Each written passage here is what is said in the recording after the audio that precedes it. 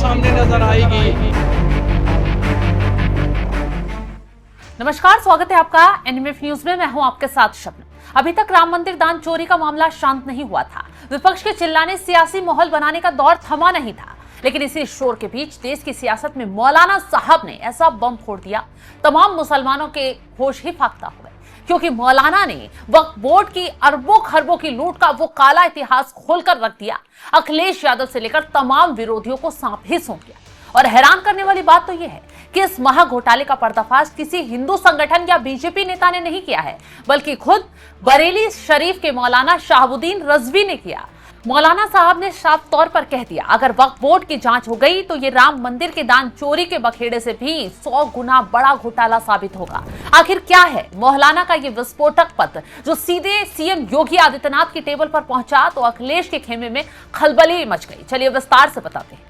मौलाना शहाबुद्दीन रजवी ने सुन्नी सेंट्रल वक्फ बोर्ड और शिया वक्फ बोर्ड पर वक्फ की जमीनों में बड़े पैमाने पर हेराफेरी और अरबों की लूट का संगीन आरोप लगा दिया है। मौलाना यही नहीं रुके हैं, उन्होंने इस महाघोटाले की पूरी फाइल सीधे सीधे सीएम योगी आदित्यनाथ की टेबल पर पहुंचा दी है।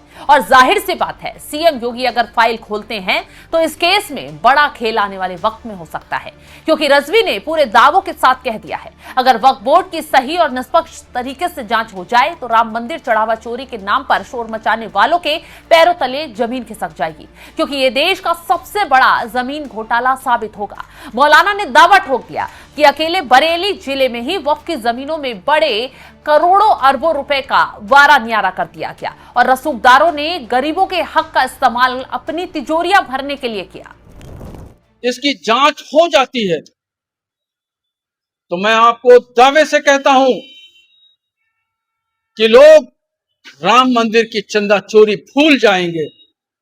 वहां लाखों और करोड़ों में चंदे की चोरी हुई है, मगर वक्फ बोर्ड में करोड़ों नहीं अरबों और खरबों की चोरी सामने नजर आएगी और दूध का दूध और पानी का पानी हो जाएगा। और जो लोग करप्ट हैं, लोग जिन लोगों ने करप्शन किया, जिन लोगों ने हमारे बुजुर्गों की जमीनों को बेचा, उनके चेहरों पे पड़ी हुई नकाब उतर जाएगी और उनका चेहरा नंगा और बरहना लोगों के सामने आएगा कि कौन असल में चोर है। तो इसलिए मैंने ये मुख्यमंत्री जी को पत्र लिख करके मांग की है और मीडिया के माध्यम से भी मुख्यमंत्री जी से मांग करता हूं कि इस पर जल्द कार्रवाई करें। और मैं आपको ये भी दावे से कहता हूं कि अगर वक्फ की हुई जमीनों से होने वाली आमदनी गरीब मुसलमानों पे खर्चा की जाए और उनके एजुकेशन, आर्थिक स्थिति, सामाजिक स्थिति के सुधार के लिए काम किया गया होता, स्कूल, कॉलेजेस, मस्जिद और मदरसे बनाए गए होते, तो आज पूरे भारत में एक मुसलमान भी गरीब नजर नहीं आता, कोई भीख मांगने वाला नजर नहीं आता। मौलाना शहाबुद्दीन रजवी ने वक्फ बोर्ड के भ्रष्टाचार की जो परतें खोली हैं, उसने बड़े बड़े सूरमाओं की रातों की नींद हराम कर दी है, जो अक्सर वक्फ कानून में सुधार के सरकारी फैसले पर आसमान सिर पर उठा लिया करते थे, जो लगातार वक्फ पर कोई एक्शन हो, वक्फ की परतें खोली जाए तो उसके खिलाफ शोर मचाने मैदान में उतर जाते थे। अब ऐसे लोगों को मौलाना ने ही बेनकाब करने का काम कर दिया है। वो लोग जो वक्फ के नाम पर अपनी सियासी दुकान चलाते हैं और संसद से सड़क तक बिगल फाड़ते हैं, उनके पास अब इस मुस्लिम धर्मगुरु के सीधे और तीखे सवालों का कोई जवाब ही नहीं बचा है। मौलाना ने सीधे उत्तर प्रदेश के मुखिया योगी आदित्यनाथ को पत्र लिखकर इस पूरे सिंडिकेट को खत्म करने की मांग कर डाली है। उन्होंने पत्र में जो लिखा वो रोंगटे खड़े कर देने वाला है। मौलाना ने साफ तौर पर कहा है कि वक्फ की ये बेशकीमती जमीनें किसी रसूखदार की अय्याशी के लिए नहीं है, बल्कि गरीब मुसलमानों, लाचार, बेवाओं, यतीम बच्चों और बेसहारा लोगों की मदद के लिए दी गई थी। लेकिन वक्फ की जमीनों पर कुंडली मारकर कुछ सफेदपोश करोड़ों रुपए की निजी कारोबार कर रहे हैं। मौलाना ने वक्फ के अंदर बैठे घोटालेबाजों का पर्दाफाश तो किया ही किया, लेकिन यहां पर कुछ नेताओं का भी जिक्र किया, और जब नेताओं का जिक्र किया तो अखिलेश यादव जैसे नेताओं की बोलती ही बंद हो गई। हमारे बुजुर्गों ने इन जमीनों को इसलिए वक्फ किया था कि इससे होने वाली आमदनी गरीब, कमजोर, लाचार, यतीम और बेवा मुसलमानों पे खर्चा की जाएगी, मगर ऐसा न हो करके इससे होने वाली आमदनी अपने जाती मकसद में खर्चा की जाने लगी, भूमाफियाओं से मिल करके वक्फ की संपत्तियों को बेचा जाने लगा। और ये सबसे ज्यादा ये काम जो उरूज पे हुआ वो समाजवादी पार्टी के शासनकाल में हुआ। मुलायम सिंह यादव 3 बार मुख्यमंत्री रहे, अखिलेश यादव 1 बार मुख्यमंत्री रहे, और इस सभी दौर में आजम खां अल्पसंख्यक और वक्फ मंत्री रहे।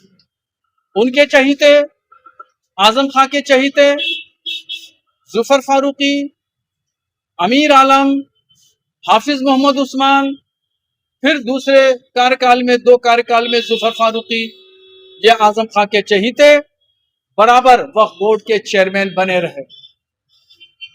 और इनके दौर में खूब करप्शन का उरूज रहा। इसलिए मैंने मुख्यमंत्री योगी आदित्यनाथ जी को ये पत्र लिख करके मैंने मांग की है कि पूरे समाजवादी पार्टी के शासनकाल में वक्फ बोर्ड की द्वारा जो वक्फ की संपत्तियों को बर्बाद किया गया, खुर्द-बुर्द किया गया, भूमाफियों के हाथों बेचा गया, उसकी जांच कराई जाए। अब जरा बात करते हैं इस पूरे खेल के असली पॉलिटिकल कनेक्शन की, जहां मौलाना ने सीधे समाजवादी पार्टी के मुखिया अखिलेश यादव को कटघरे में लाकर खड़ा कर दिया।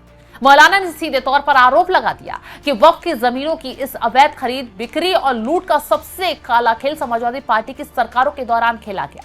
ये वही अखिलेश यादव हैं जो आजकल राम मंदिर दान चोरी के नाम पर सबसे ज्यादा बौखला रहे हैं, लेकिन अपने ही कार्यकाल में वक्फ की संपत्तियों के साथ हुए इस भयानक खिलवाड़ पर उन्होंने पूरी तरह से चुप्पी साध रखी है, क्योंकि मौलाना विस्फोटक खुलासा कर रहे हैं, एक के बाद एक बम फोड़ रहे हैं, समाजवादी पार्टी के नेताओं का नाम ले रहे हैं, मौलाना खुलासा कर रहे हैं, लेकिन अखिलेश यादव इस मामले पर कुछ बोल नहीं पा रहे।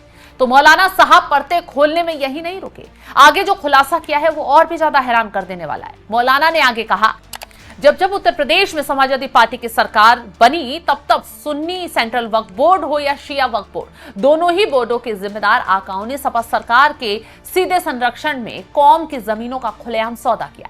मौलाना का दावा है कि समाजवादी पार्टी के चारों कार्यकाल में आजम खान के पास वक्फ और अल्पसंख्यक मंत्रालय था। आजम खान ने केवल अपने चहेतों और वफादार लोगों को ही बोर्ड का चेयरमैन और सदस्य बनाया। जुफर अहमद फारूकी वर्ष 2000 से 2001 तक, अमीर आलम 2001 से 2003 तक, हाफिज उस्मान 2004 से 2009 तक और फिर से जुफर अहमद फारूकी साल 2010 से लगातार वक्फ बोर्ड के चेयरमैन बने रहे। मौलाना साहब ने सीधे और साफ शब्दों में कह दिया कि इन लंबे कार्यकाल के दौरान बोर्ड के अंदर तानाशाही और लूट का जो खेल चला, उसकी पूरी कुंडलियां मुख्यमंत्री योगी आदित्यनाथ के पास पहुंचा दी गई है। सीधे सीधे आरोप समाजवादी पार्टी और तमाम नेताओं पर लगाए गए। सीधा सीधा कहा गया कि वक्फ में बैठे कुछ लुटेरे और कुछ नेताओं के संरक्षण से वक्फ की जमीनों पर लूट हुई है। वो वक्फ की जमीनें जो गरीबों के लिए, यतीमों के लिए होनी चाहिए थी, जिनका पैसा गरीबों को जाना चाहिए था, उसका पैसा रसूखदारों की तिजोरी में सजाया गया। वक्फ की जमीनों पर स्कूल, कॉलेज और अस्पताल बनने थे, लेकिन माफियाओं ने वहां अपने आलीशान एम्पायर खड़े कर दिए। अब जब मौलाना ने सीधे मुख्यमंत्री से इन सभी जमीनों की कड़क जांच और दोषियों को जेल भेजने की मांग की है, तो तय मानिए कि आने वाले वक्त में शिकायत पर गौर किया जा सकता है, और शिकायत पर गौर हुई तो योगी सरकार का हंटर इन माफियाओं पर चल सकता है। वैसे भी वक्फ की संपत्तियों को लेकर, वक्फ के घोटालों को लेकर योगी सरकार बेहद सख्त है, लगातार एक्शन ले रही है, कानून लाए जा रहे हैं, और इसी बीच मौलाना के जरिए विस्फोटक खुलासा किया जाना यह इस मामले को और गंभीर बना देता है। तो ऐसे में अब आने वाले वक्त में क्या कुछ एक्शन लिया जाता है, क्योंकि शिकायत योगी आदित्यनाथ की टेबल पर पहुंच चुकी है। अब योगी आदित्यनाथ कैसे वक्फ पर हंटर चलाते हैं, क्या कुछ कार्रवाई की जाती है, क्या कुछ आगे इस मामले पर एक्शन लिया जाता है, देखने वाली बात होगी। फिलहाल मौलाना ने जो खुलासा किया, एक मुस्लिम मौलाना ने सामने आकर मुस्लिमों की ही करतूतों को सामने लाकर रख दिया, उसको लेकर आप क्या कुछ राय रखते हैं, कमेंट बॉक्स में जरूर बताइएगा।